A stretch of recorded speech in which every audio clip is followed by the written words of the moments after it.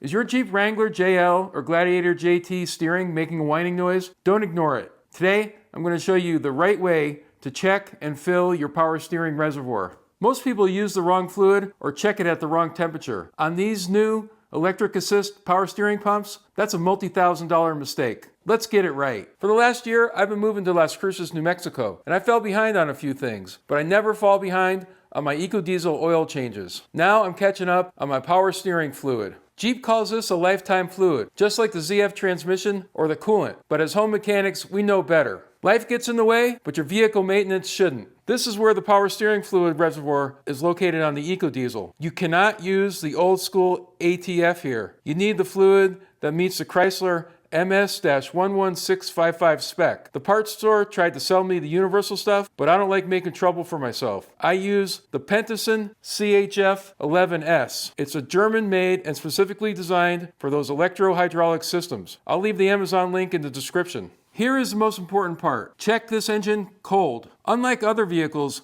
that have hot and cold markings, the JL and the JT are specifically designed to be checked when cold to get a proper reading. If you check it hot, you'll get a false reading and potentially underfill the system. My reservoir is definitely low on fluid, but before I add any, I'm going to take some out with this fluid extractor and I'm going to check it to see what kind of condition the fluid's in.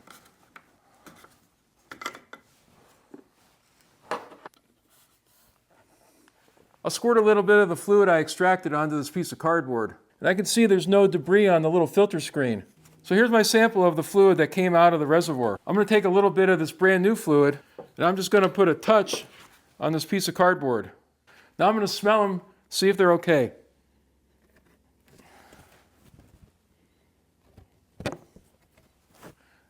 Six-year-old fluid, brand new fluid, they both smell about the same. They're not burnt, they're not black, they're nice and clear. I think we got us a winner. We can just go ahead and fill this reservoir. So if we did have bad fluid in the reservoir, we'd have to do a complete flush and fill. And I'll talk about doing that later on, exactly how you do it. It's not even that hard.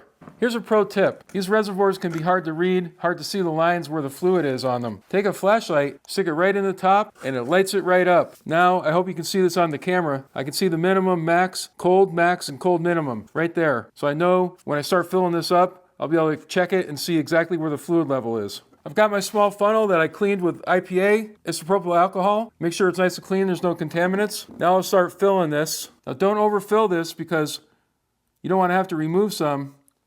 This stuff's expensive, you don't want to waste it. There we go.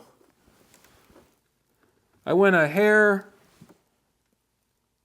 I might be right on the exact right max fill, cold max fill line. And that's going to be perfect. Maybe a touch over. I'm just right there at the line.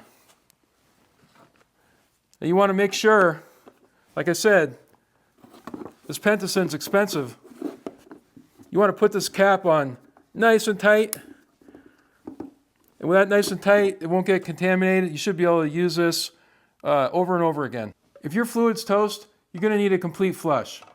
I'm not filming that today, but here's a quick Muddy Ruttzz breakdown on how you go about doing that. Suck out all the fluid you can, fill it back up with fresh MS-11655 fluid. Lift the Jeep front tires a little bit off the ground so you can have an assistant get in, and with the engine running, have him turn the wheel lock to get all the air out. And then check your fluid level. Well, that's a simple DIY that saves you a trip to the shop. If you found value in this, hit the thumbs up and subscribe. Let me know in the comments if your dealer told you this was a lifetime fluid too. And I'll see you on the next one. And don't forget, on Muddy Ruttzz, the best is yet to come.